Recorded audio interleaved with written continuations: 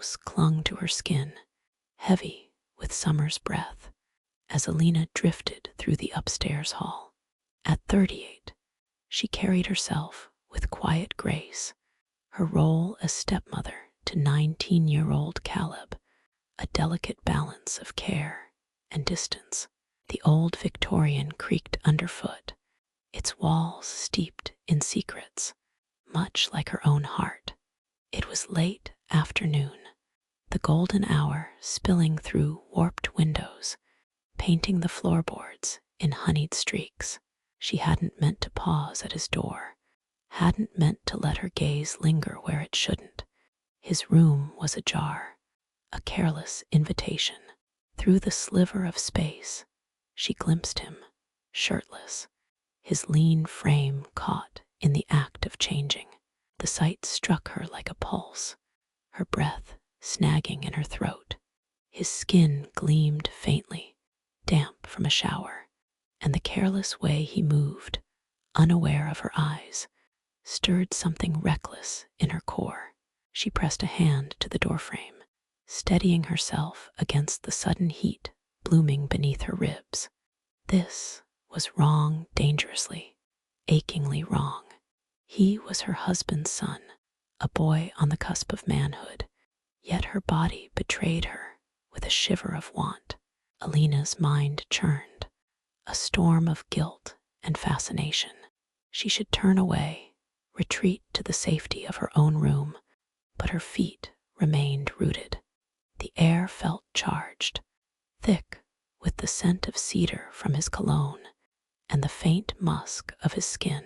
Her fingers twitched, imagining the warmth of his shoulder under her touch, the forbidden texture of youth.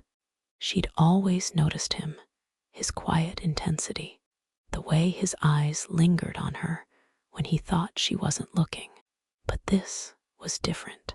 This was a threshold, a line she hadn't crossed before. Her thoughts spiraled back to the night before, when their hands had brushed at the dinner table, passing a bowl of bread. His fingers, calloused from summer work, had grazed hers, and the contact lingered in her dreams, electric, unbidden. Now, standing here, she felt that same current, amplified by the intimacy of his half-dressed vulnerability.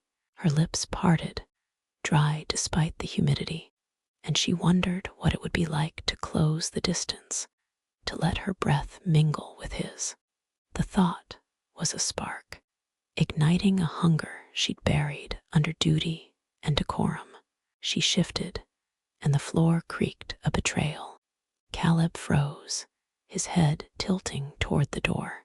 Her heart lurched, but she didn't move, caught in the pull of his gaze through the crack. His eyes, dark and unreadable, met hers for a fleeting second, and the world narrowed to that point of contact. No words passed, but the air thrummed with something alive, something neither could name. Her chest tightened, desire warring with shame, and she wondered if he felt it too, the weight of what shouldn't be. Then, as if drawn by instinct, her hand lifted, brushing the edge of his door. The wood was warm, like his skin might be, and the act felt like a confession. She pushed the door an inch wider, her breath shallow, her body alive with the risk of it. Caleb didn't turn away. He stood there, half in shadow, his chest rising and falling, and she felt the space between them shrink, not in steps, but in possibility. Her pulse sang in her ears, a rhythm of want and warning, and she knew this moment would haunt her, whether she stepped forward or fled. The light shifted, a cloud passing over the sun, and the spell wavered. Alina drew back, her hand trembling as it fell to her side. She retreated down the hall, her bare feet silent now, but the heat in her veins lingered, a promise or a curse. She didn't look back, but she felt his presence behind her, a tether pulling at her resolve. The house seemed to hold its breath, waiting for what came next, and she knew she was already falling into temptation, into ruin, into him. The night was a velvet shroud, wrapping the house in silence save for the distant hum of crickets. Alina stood at her bedroom window, the moon's pale glow tracing her silhouette against the lace curtains. Her thoughts hadn't left Caleb since that afternoon. The memory of his half-seen form a pulse in her blood. She tried to distract herself, washing dishes, folding linen, but every task felt like a delay, a refusal to face the truth of her longing. Now, in the stillness, there was no escaping it. Her skin prickled, alive with the need to act, to cross the line she'd only grazed before. She moved through the darkened hall, her nightgown whispering against her thighs, each step a surrender to instinct. His door was closed now, but the memory of its earlier invitation burned in her mind. Her hand hovered over the knob, trembling with the weight of what lay beyond. This was madness. Her husband asleep downstairs, the family they'd built a fragile web around them, but the ache in her core drowned out reason. She turned the knob, slow and deliberate, and slipped inside. The room was dim, lit only by a sliver of moonlight through the blind. Caleb lay on his bed, awake, his eyes catching hers in the half-light. No surprise flickered there, only a quiet intensity, as if he'd been waiting. Her breath hit, the air between them thick with unspoken consent.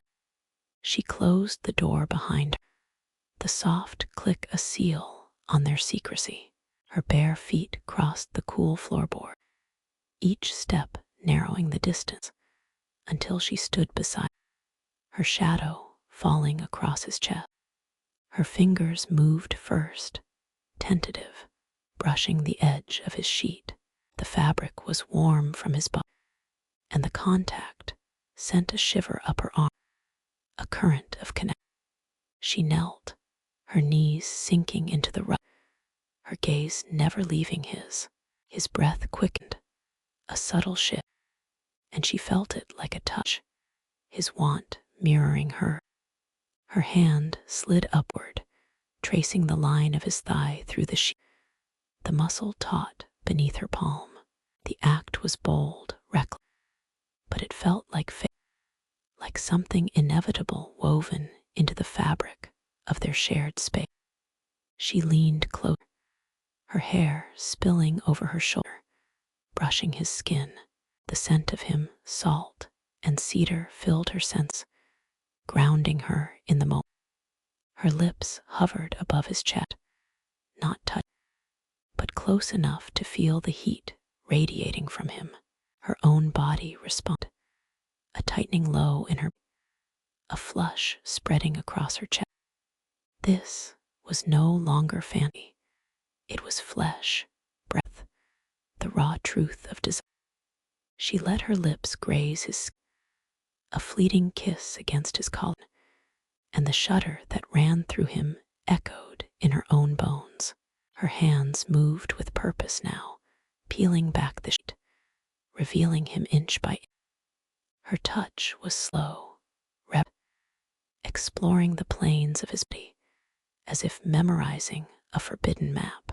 His skin was fever-warm, smooth under her finger, and each brush of contact deepened the pull. She felt the weight of her choice. The line crossed, but there was no turning back. Her breath trembled as she lowered herself, her lips finding the hollow of his, then trailing down, each kiss a step further into surrender.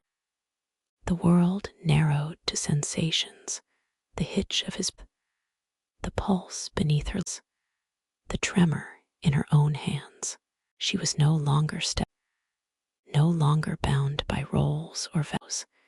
She was simply open, alive with need, unraveling in the quiet. Her movements grew bolder, guided by instinct, her mouth tracing paths that spoke what words couldn't. His response was a low, not a word, but a vibe, and it fueled her, drawing her deeper into the time blurred, the boundaries between them dissolving in the heat of shared breath. Her senses drowned in him, the taste of his, the rhythm of his, the way his body answered her. It was intimate, transformative, a communion that shifted something fundamental within her. She felt powerful, vulnerable, wholly, as if this moment had stripped away every mask the connection wasn't just, it was a merging of